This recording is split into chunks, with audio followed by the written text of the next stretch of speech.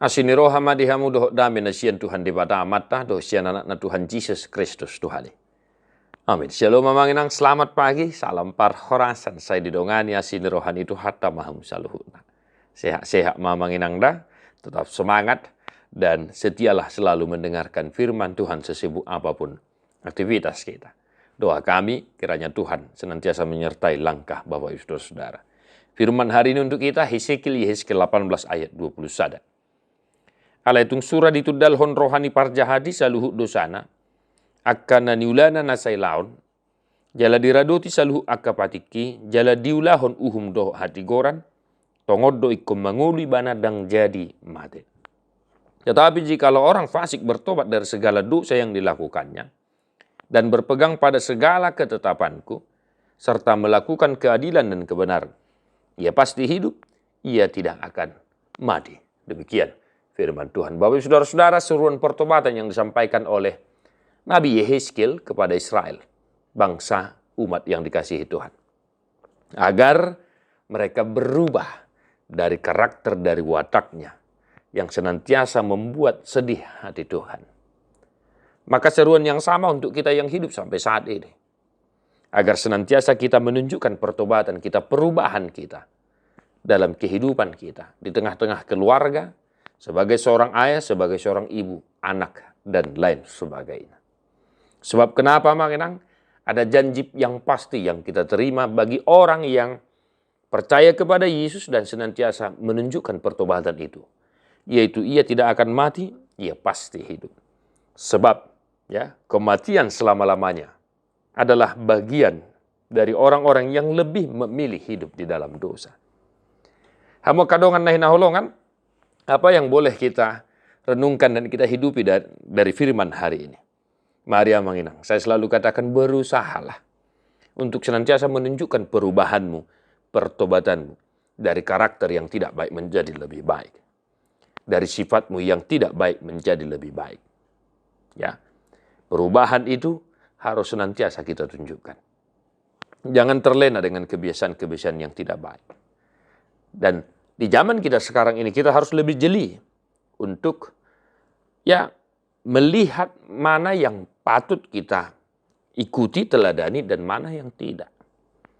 Dunia ini mempertontonkan hal yang memang tidak baik menjadi baik. Hal yang tidak pantas menjadi pantas bagi kita. Itulah dunia ini. Maka manginang, berubahlah, berusahalah untuk menunjukkan pertobatanmu dalam aktivitasmu. Mari kita senantiasa sungguh-sungguh untuk menunjukkan jati diri kita. Orang yang percaya kepada Yesus dan yang telah menerima keselamatan itu. Kita harus menunjukkan perubahan yang drastis dalam kehidupan kita. Namun bukan hanya itu. Manginang, kita disuruh untuk melakukan keadilan dan kebenaran. Kenapa orang yang bertobat harus melakukan keadilan dan kebenaran? Simpel saja. Dari yang tadinya kita mencintai ketidakadilan, ketidakbenaran. Setelah kita berubah, kita sadar, maka kita harus mencintai keadilan dan kebenaran dan melakukan itu dalam kehidupan kita. Maka lakukanlah semuanya itu semampumu sebagai tanda bahwa memang kita hidup di dalam pertobatan. Bapak, Ibu, Saudara-saudara, Tuhan kita Maha Pengasih. Dia tidak suka umatnya, orang yang percaya kepadanya, mati untuk selama-lamanya. Namun, hamumula ni parjahati do tumadiko dalanna ido di halomohon rohani di bata. Maka jika Tuhan menginginkan kita untuk hidup dan berubah, kenapa kita tidak mau melakukan itu? Maka mari amanginang seruan ini kita sampaikan kepada orang-orang yang ada di sekitar kita agar senantiasa menyadari segala kekurangan dosa-dosa dan hidup baru di dalam Tuhan. Di pasu-pasu Tuhan tamahwamang, di pasu-pasu Tuhan imahoitang. Tadi homa buku de nomor 510 ayat 1 do ayat 2.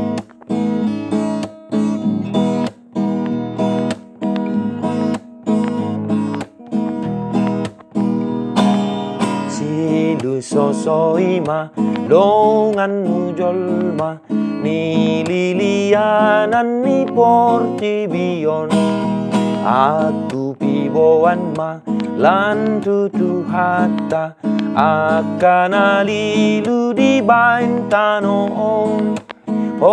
Nang tardaraton, lau padaraton, tanda ng Yesus dohi nalomom.